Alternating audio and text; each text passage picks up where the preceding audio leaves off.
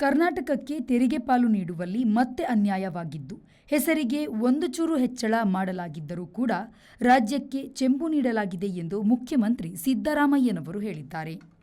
ಕರ್ನಾಟಕಕ್ಕೆ ಚೂರು ಹೆಚ್ಚಳವಾಗಿ ತೆರಿಗೆ ಪಾಲು ಎಂದು 63,000 ಕೋಟಿಯಷ್ಟು ಬರಬಹುದು ಎನ್ನಲಾಗಿದೆ.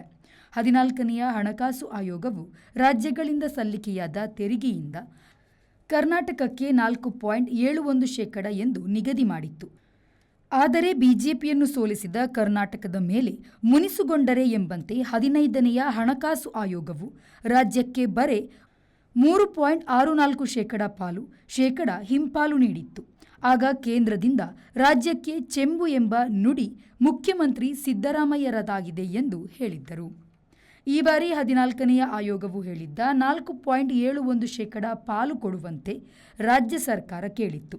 ಆದರೆ 16ನೆಯ ಹಣಕಾಸು ಆಯೋಗವು 4.11% ಪಾಲನ್ನು ಮಾತ್ರ ನೀಡಿದೆ. ಮೇಲ್ನೋಟಕ್ಕೆ 15ನೆಯ ಹಣಕಾಸು ಆಯೋಗದ ಶಿಫಾರಸ್ಸಿಗಿಂತ ಹೆಚ್ಚು. ನಿಜವಾಗಿ ರಾಜ್ಯ ಒತ್ತಾಯಿಸಿರುವ ಮತ್ತು 14ನೆಯ ಹಣಕಾಸು ಆಯೋಗ ಶಿಫಾರಸು ಮಾಡಿದ್ದಕ್ಕಿಂತ ಕಡಿಮೆ ಪಾಲನ್ನು ನೀಡಿದ್ದಾರೆ. ಹಾಗಾಗಿ ಮುಖ್ಯಮಂತ್ರಿ ಸಿದ್ದರಾಮಯ್ಯನವರು ಮೋದಿಯವರ ಸರ್ಕಾರವು ಮತ್ತೆ ರಾಜ್ಯಕ್ಕೆ ಚೆಂಬು ನೀಡಿದೆ ಎಂದು ಹೇಳಿದ್ದಾರೆ. ಬ್ಯೂರೋ ರಿಪೋರ್ಟ್, ವಿ4 ನ್ಯೂಸ್, ಬೆಂಗಳೂರು.